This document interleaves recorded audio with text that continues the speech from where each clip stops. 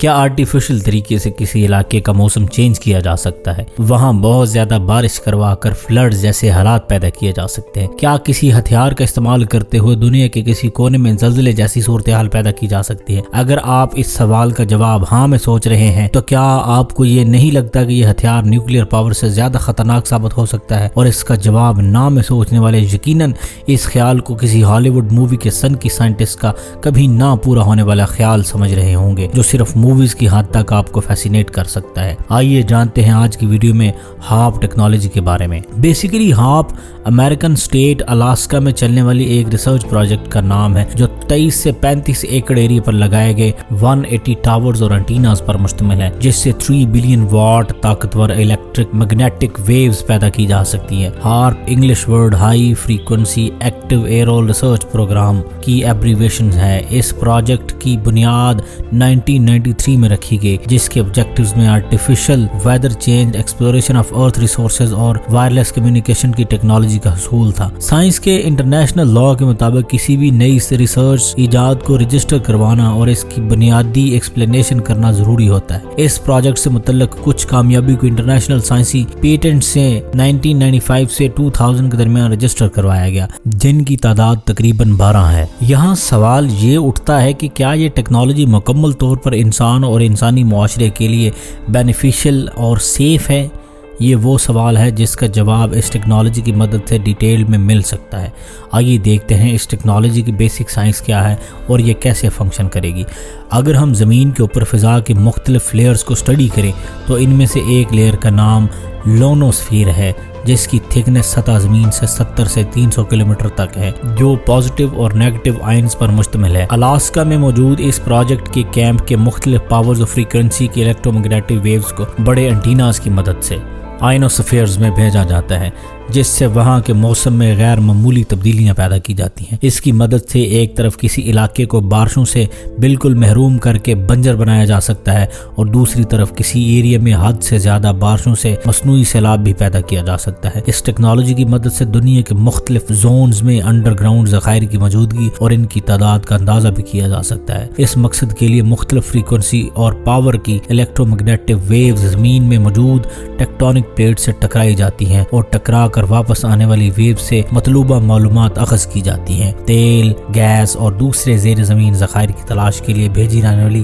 Views کی energy مختلف رکھی جاتی ہے، اس لیے ان ویوز کی مدد سے زیر زمین ایسی جگہ جہاں زلزلے کے مقامات پہلے سے پائی جاتی ہیں ان کو ٹریگر کیا جا سکتا ہے۔ لیکن اس کے ساتھ ہی اس ٹیکنالوجی سے زلزلہ پیدا کرنے کے حوالے سے سائنسدانوں میں اختلاف بھی پایا جاتا ہے۔ اس پروجیکٹ کی مدد سے آئنوسفیئر کا ٹیمپریچر بہت زیادہ بڑھا دیا جاتا ہے، جس سے ELF extremely low frequency waves پیدا کر کے ان کا رخ زمین کی طرف موڑ دیا جاتا ہے۔ ELF ویوز کی خاصیت یہ ہے کہ وہ 1000 میل کا فاصلہ طے کرنے کے باوجود پھیلتی نہیں ہے، یعنی ان کی ڈائیورجنس بہت کم ہوتی ہے اور یہ اپنی انرجی ضائع نہیں کرتی، اس لیے ان کی مدد سے انرجی کی بہت بڑی مقدار کو زمین کی فضا کے کچھ حصے پر فوکس کر کے منتقل کرنے سے بہت زیادہ ٹیمپریچر کا پلازما پیدا کیا جا سکتا ہے۔ پلازما میٹر کی 4th فارم ہے جو بہت زیادہ آئنز اور الیکٹرانز پر مشتمل ہوتی ہے۔ اس سے جنگلوں میں آگ لگائی جا سکتی ہے، اڑتے جہاز کے انجن کو آگ لگا کر گرایا جا سکتا ہے، گلیشیئرز کو مصنوعی طور پر پگھلا کر سیلاب پیدا کیے جا سکتے ہیں۔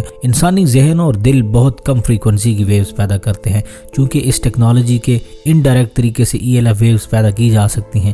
اس لیے بایو فزسسٹس کا کہنا ہے کہ اگر زمین یا زمین کی فضا میں بہت بڑے پیمانے پر ان ویوز کا استعمال کیا گیا تو یہ ٹیکنالوجی انسانی ذہن اور دماغ کو متاثر کر سکتی ہے، جس کے نتائج انسانی صحت کے لیے خطرناک ثابت ہوں گے، اور یوں ہارپ ٹیکنالوجی انسانی صحت کے لیے بہت بڑا مسئلہ بن سکتی ہے۔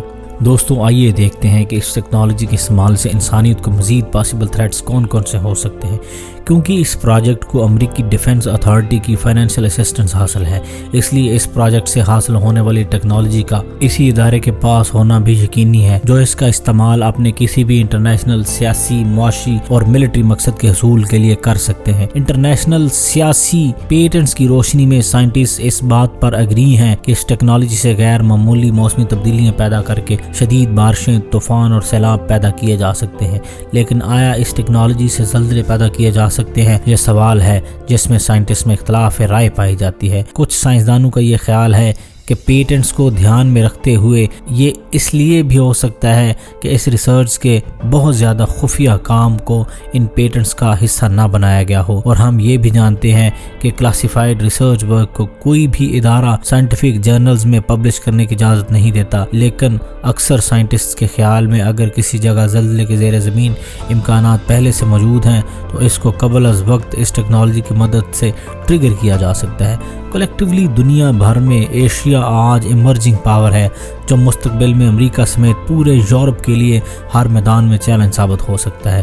کہا جاتا ہے کہ اس لیے ایشیا ابھرتی طاقت کی ترقی میں رکاوٹ ڈالنے اور ایشیا میں اپنے اثر کو اپنے ہاتھ سے نکلنے سے روکنے کے لیے امریکہ کے پاس اس ٹیکنالوجی کے استعمال کا آپشن موجود ہے۔ پیٹنٹس کی روشنی میں امریکہ یہ ٹیکنالوجی 2000 کے آخر تک حاصل کر چکا تھا، اس لیے 2000 سے اب تک ایشیا کے مختلف ایریا میں آنے والے سیلاب، طوفان اور غیر معمولی موسمی تبدیلیاں تمام سوالیہ نشان ہیں، اور ان کے پیچھے اس ٹیکنالوجی کا استعمال کا خدشہ بھی موجود ہے۔ اور اس کی مثال جیسے افغانستان میں 2002 میں آنے والا زلزلہ، پاکستان میں 2005 میں آنے والا زلزلہ، 2010 کا سیلاب جس میں $70 ارب کا نقصان ہوا۔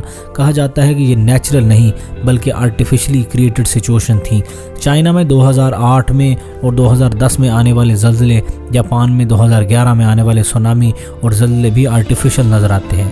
سائنسی اور ٹیکنالوجی انسان کی کلیکٹیو پراپرٹی ہے، یعنی ان کی ترقی سے ہیومینٹی کو کلیکٹیو فائدہ پہنچنا چاہیے۔ ایسا نہ ہو کہ ایک لمیٹڈ چنک آف پیپل تو ہو جو اس سے فائدہ اٹھائے اور باقی لوگوں کے لیے عذاب ثابت ہو۔ اس ٹیکنالوجی کے مخالفین کا کہنا ہے کہ امریکہ کو پہلے کسی دوسرے ملک پر حملہ کرنے کے لیے UN سے کوئی ریزولوشن پاس کروانا پڑتی ہے یا دوسرے ملک کو اعتماد میں لینا پڑتا ہے، لیکن اس ٹیکنالوجی کے استعمال کے لیے اسے تکلیف دہ عمل سے گزرنے کی ضرورت نہیں پڑتی۔ وہ دنیا کو بے خبر رکھتے ہوئے کسی بھی ملک کے خلاف اس ٹیکنالوجی کا استعمال کرتا ہے۔